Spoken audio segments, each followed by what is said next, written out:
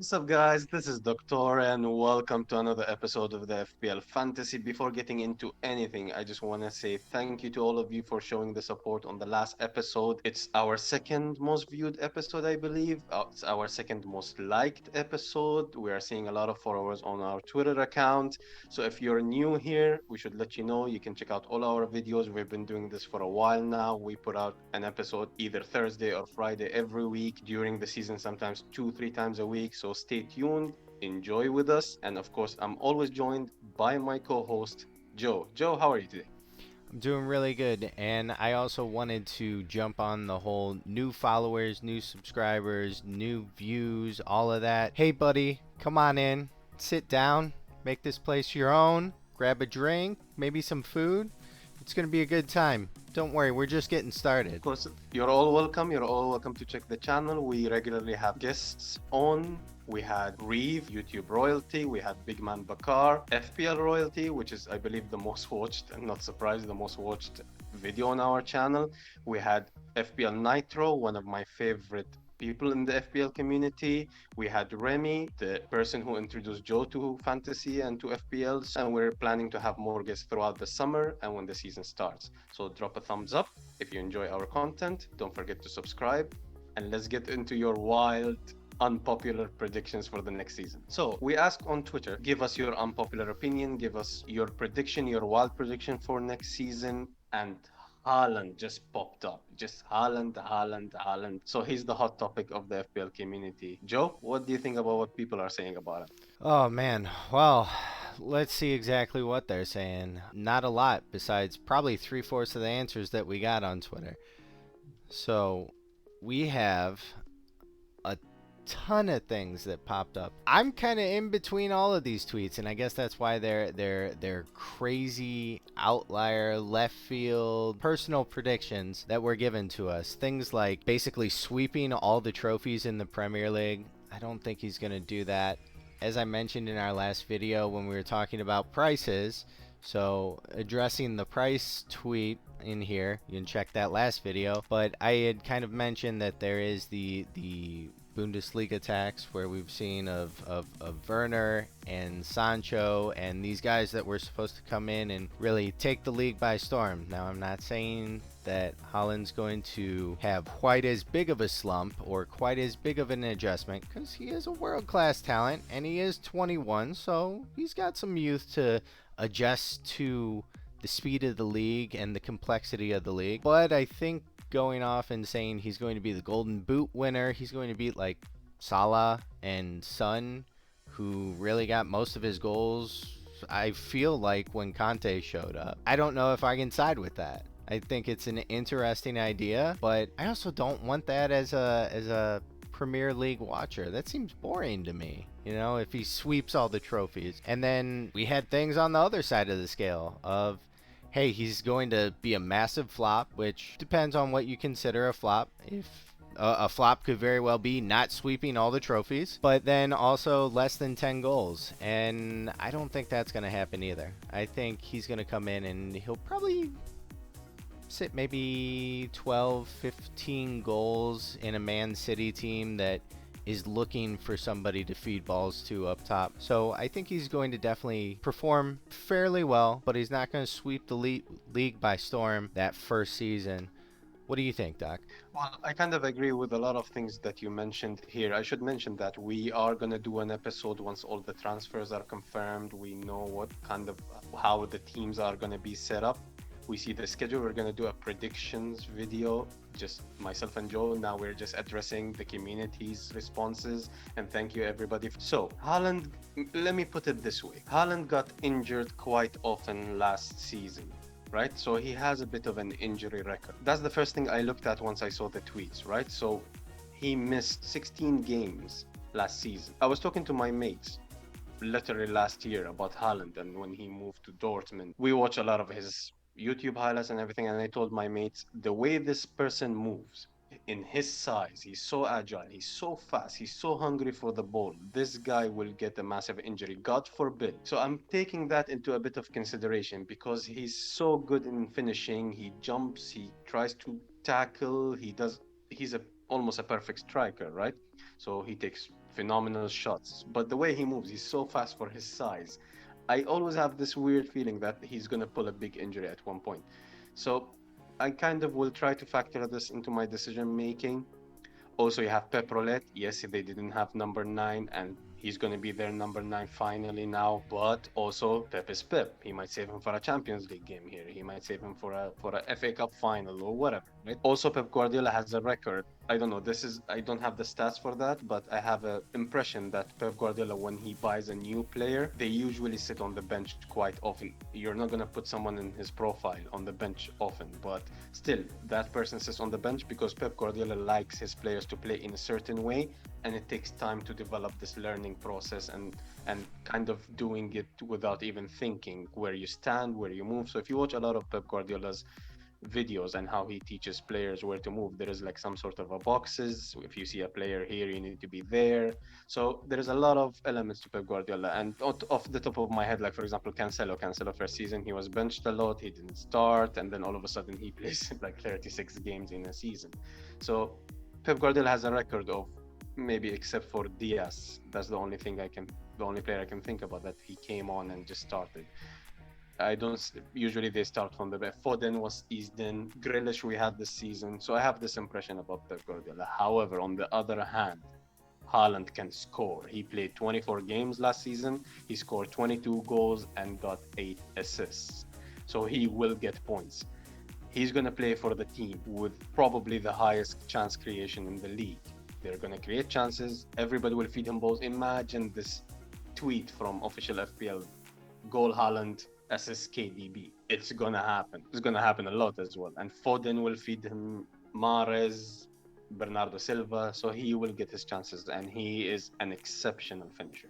So I'm kind of like you mentioned, I'm kind of in the middle between all of this because he can get injured any moment and he's out for a month or two and he misses 5 game weeks. So I don't think he'll be a season keeper. He'll be out in of our teams. That's my prediction. But I can see why all those tweets are at the end of each spectrum. So it's very interesting.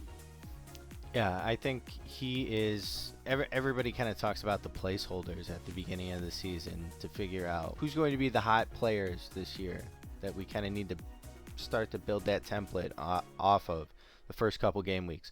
I think he's definitely going to be one of the forwards that most people are going to go to, kind of be that placeholder.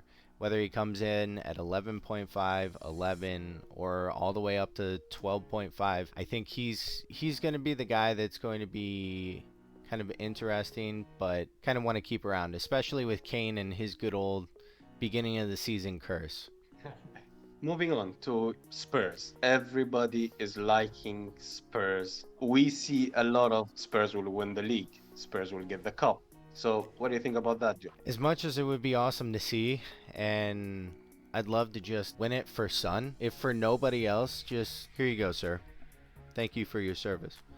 I'd love to see it. I think there is still a huge gap in between your Liverpool, your City, and your Spurs. And especially with City picking up big talent like Haaland. Yes, he is a singular player. It is a team sport. There are 10 other people on the field. I think Spurs are definitely on the right track. I don't believe Spurs are going to end up running through managers like they have the last 2 seasons. At least I hope not. And it seems like the team is really willing to play under Conte. I can see Spurs happily taking third this year. I would love for them to get into second or first, but I'm worried that we're still missing a piece or two and a little bit of depth that would really propel us into stardom of the Liverpool and the City, where it doesn't matter who's on the field. Like Simicast, nobody knew who the heck that guy was before the beginning of last season. All of a sudden he comes on, everybody gets him, and he's getting a couple attacking returns on top of just your standard 4.5 Liverpool clean sheet. So that's kind of where I lie with the Spurs. I do like the answer of Spurs will get the cup. I would love to know which cup that is. You know, they're playing Champions League football. Huh? Maybe. I like the thoughts of that. But yeah, I want them to win the league, but I can't see it happening. That you mentioned this, actually, I would think there's more chance for them to win the Champions League than the Premier League. I agree with every single point you just mentioned. Man City and Liverpool are just a step ahead of everybody else in the league. They will smash everybody again. They will fight for the title. That's my prediction. Spurs probably will come third if they also back up their squad and they're doing good business with the players they're planning to bring and the players that they've already brought. Conte is a genius manager. He's a motivator. I can see a lot of their assets to be extremely desirable in next season's fantasy, and I think there will be a lot of players in my team: Son, Kane, the defenders, especially Dyer, Romero, Perisic, possibly. So I don't see them winning the league, but they will do extremely well, I expect it. And also, I think there is a slight more chance because Conte, the way he plays, he can win those one off or like a knockout game by playing tactical masterclass.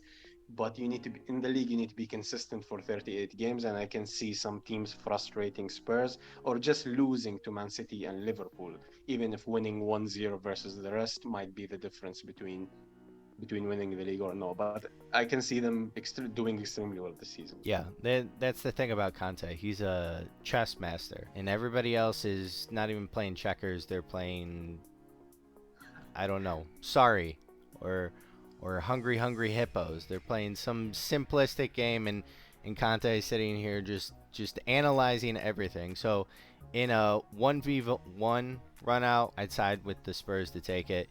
When you're looking at the season as a whole, like you said, 38 game weeks, I don't know, that's a little more tough. It's harder to play chess when you're playing 38 games at once. And also, you will need the squad depth because they're playing in the Champions League, so they will need their squad depth to be available for them. You cannot play all of them 50, 60 games playing for the Champions League, playing for the FA Cup. So depending on the recruitment need to be really well done with the quality and the quantity in order to fight for the title. For sure. Right, on to the next one from Mark Nash. I hope I'm not butchering your name. They are predicting that Eddie Howe will be sacked after 8 weeks from the season. What do you think about that, Joe? I love it. It's a ballsy prediction, but I cannot see it happening. Howe has completely transformed Newcastle and has gotten them into a much more comfortable position. I think most people towards the end of last season were even saying they wouldn't be surprised if they're sitting top 10 by the end of the season, or even pushing into that top 6, top 4, because of just how extreme of a turnaround actually ended up happening with them. Now, yes, there are transfers that are making this a little more easy to adjust. So if you bring in good players, you don't need as good of a manager, but good managers make players look good, and good players make managers look good. It goes both ways. So I can't see 8 weeks, but I would be interested to see, let's go with Marsh being sacked at Leeds. Leeds, look at their last season. I mean, they were beat up. I was out there on game week 37-38 recommending their field crew was the best player in the whole team. And it's a project, 100%. Rafinha was their most creative player. I don't know if he ended up being their highest scoring player, but he was their most creative player, and he had one double-digit haul, which I know FPL doesn't necessarily directly correlate to players' performances because there's other things that FPL doesn't take into account. But you got to score goals and you got to get assists to win games. And it's just... I'm interrupting here. I like that you took the opportunity to bash Rafinha again whenever you got the chance. Yes. By the way, for our new listeners, Joe is not a big fan of Rafinha, and I am a big fan of Rafinha, so we have this difference. And whenever he gets the chance, he just sits. And this guy's not. And Reece James sucks too. But yeah, Reece James. Who else? Who else? Joe. Kane early season. Yeah, there's a bunch more. You'll figure it out over the next couple episodes. There is one of my favorite. There is one of my favorite players also, and you hate him, which is Foden. So. Yeah. But he proves me right most of the time. So. Yeah, I've noticed there is a trend here. You don't like streaky players because they're not consistent. They can score 18 or they can score -2. And no. Rafinha can't score 18. He scored 10 as his first double-digit haul, and his only one. So, no, he can't score 18. Fair enough. I think if you put him in a bigger team, Rafinha will go crazy. I love Yeah. him as a player. He's one of my favorite players in the Premier League, but he's like a solo in a band, so it's really Mm-hmm. difficult to perform. So, apologies for interrupting. So No, you're go, good. yeah, you were saying You're good. about Marsh? Yeah, no, I just think that they need to kind of rework their team out because they barely escaped relegation, and I don't think they're going to probably escape relegation this year because there's some decent teams that, yes, we've seen Fulham come into the league before, we've seen Bournemouth come into the league before, but they're a couple years more of team chemistry. The players are a couple years older, and there's also new players that are being fit into those teams to make the adjustments to stay in the Premier League longer. So, Marsh, see ya, bud. Sorry. Well, I will not really disagree with you. Marsh is doing some signings. He's bringing back, I think it's called Christensen, reunited at Leeds. So the signings might do something for him. But my prediction, on the other hand, I would go for Hassan Huttel. I believe this is how you pronounce his name, the Southampton manager. The team is not signing big players for seasons now. They seem like escape 9-0 battering every season. So I don't see him staying. I don't see them doing well if they stay with the same squad, and I don't see him staying long if they do bad. So And they just sold our their goalkeeper to my boys, right? yeah, yeah. So it's the backup goalkeeper, but yeah, like the team is not. I don't want to say not managed well because they're doing well consistently in the Premier League, but they always feel like they're hanging by a thread. So this thread might be cut any moment, and if the quality of the teams go up and the team stays stagnant, they can face relegation. If we do our predictions right now, which we're gonna do a video on, I would probably put Southampton at like 17th to finish next season. I This might come back to haunt me when they are in Europe somehow, but yeah, at this point, I don't see them doing well next season. Yeah. Having said that, we're going to do a quick fire round of the tweets that we received from you. 10-15 seconds comment on each tweet. So, shall we get into it, Joe? Yeah. Yeah. Let's get into it. All right. Number one, the 5 subs rule being kind of bad, kind of beneficial to the bigger teams, and I kind of end up disagreeing with this because there was a 5 subs rule that was implemented, and I mean I don't think that City or Liverpool really jumped ahead. If it really helps out big teams with a crap ton of money, where's United at? They should have been third then up there if it's really bringing in a lot of help there. So I think it's a good thing. I think it's good to prevent injuries. Doc, what do you think? I think it's a good thing. Yes, it benefits the big clubs, by the way. I believe that because they have the squad depth and the quality on the bench to kind of overturn games. But I think, again, it decreases fatigue. How it affects FPL, if FPL introduces the most weighted for rule, which is basically if you get a clean sheet in 45 minutes, you get 2 points, and if you make it to the 60th minute, you get 2 points. It shouldn't affect it that much. It will affect it, but it shouldn't affect it that much. So I kind of agree and disagree with this tweet. But if you tell me choose a side, I don't want to stay on the fence, I would say I disagree with the tweet because I think it's good for kind of football. Yes, it affects the smaller teams. So, but it prevents fatigue, it prevents exhaustion, and those kind of stuff. Yeah. Moving on to the next tweet from our good friend FPL Nitro. He makes a comeback with the tweet this time, and he thinks Arsenal assets will be good. What do you think about that, Joe? That's great. Arsenal assets can be good. We'll pick up Saka, Tyranny, Who's Tamayasu. going to be injured after 2 games? Yeah, yeah. Pick up Tamayasu. Can't pick up Lacazette anymore. He's gone. Doesn't matter. They're still finishing behind Spurs. Good luck. Maybe try again next season, bud. Doc, how about you? I think there will be a couple of assets. If Saka's priced well, Saka will definitely be an option. If some of the wingers, kind of Martinelli, if he secures his position over Smith Rowe, which is a bit unlikely because they're going to rotate a lot, yeah, there might be a choice. Arteta kind of showed his defensive plans and tactics. So we got on Ramsdale, we got on some of their defenders. So there might be options. They will be good, but not great. Next tweet. Leicester to finish bottom third. Sure, sure. Why not?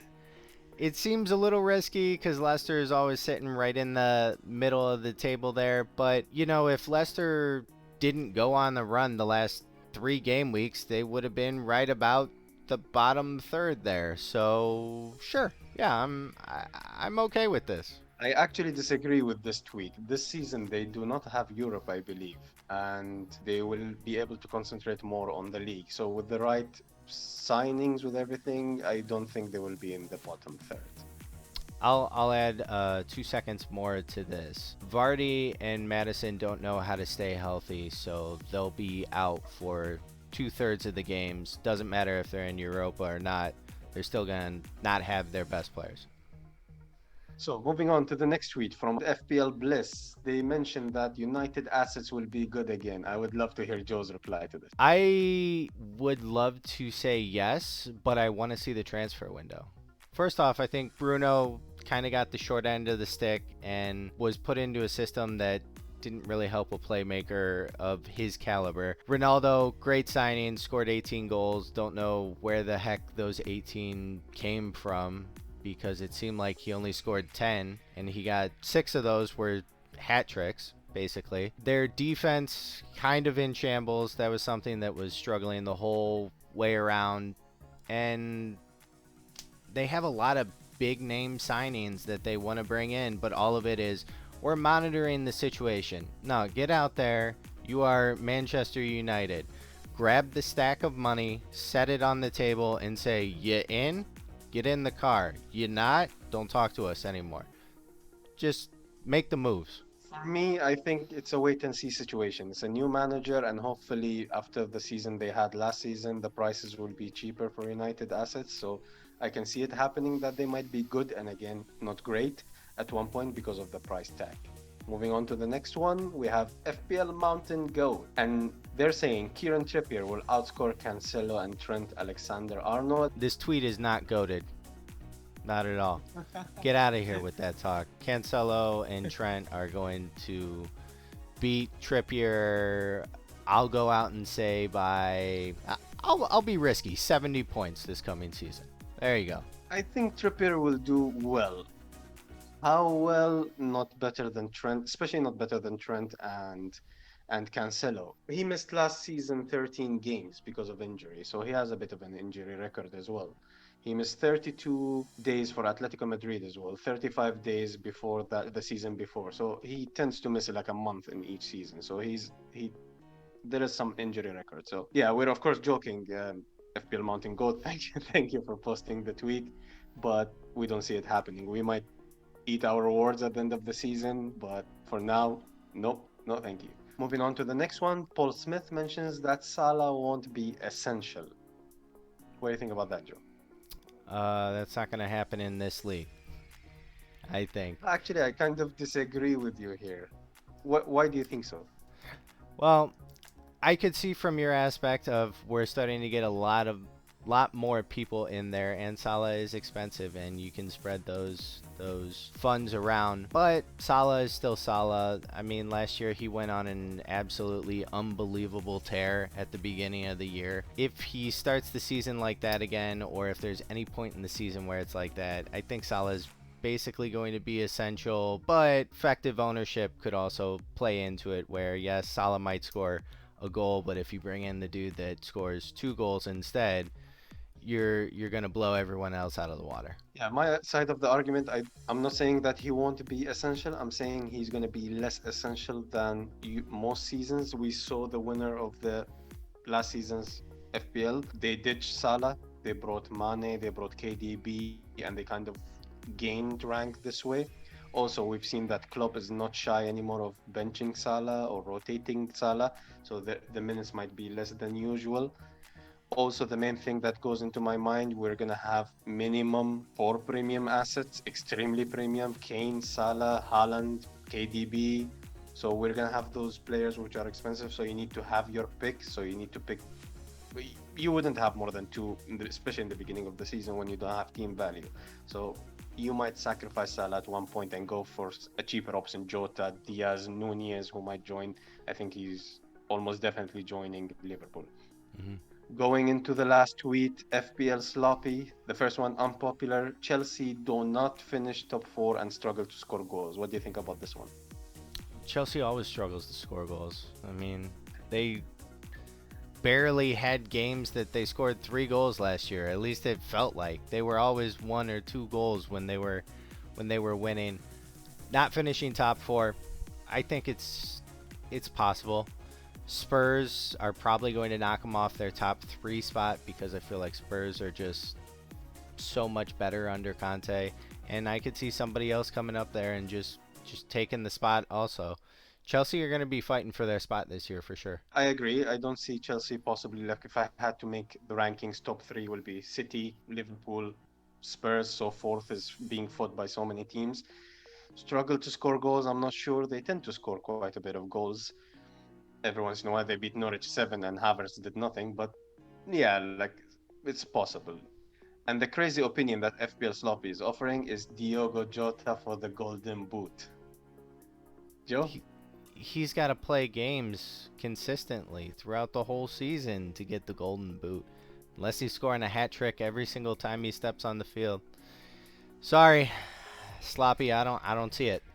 Neither do I. There are so many candidates for the Golden Boot. That's why it's a crazy opinion. We like it, but again, we're giving our feedback or our arguments back. So yeah, I don't see it happening. Salah, Haaland, Kane, Son, so many.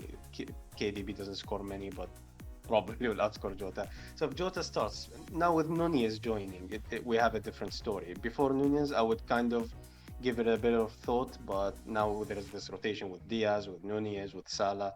Jota will not play 38 games, or at least will not start 38 games. So I don't see him going for the Golden Boot, especially he doesn't have penalties as well. All right, everybody. So if you made it this far into the video, drop a thumbs up. Do not forget to subscribe. Look at the subscribe button, it's free. It shows us our support. We hope you enjoyed this episode. Joe, would you like to say goodbye to our audience? Yeah, I want to say I hope you guys really enjoyed what we did, what we went through here. And as Doc said, like, subscribe, follow us. We'll catch you next time. See you on the Twitter sphere or the YouTube verse. And everybody, see you next episode. Peace. Peace all.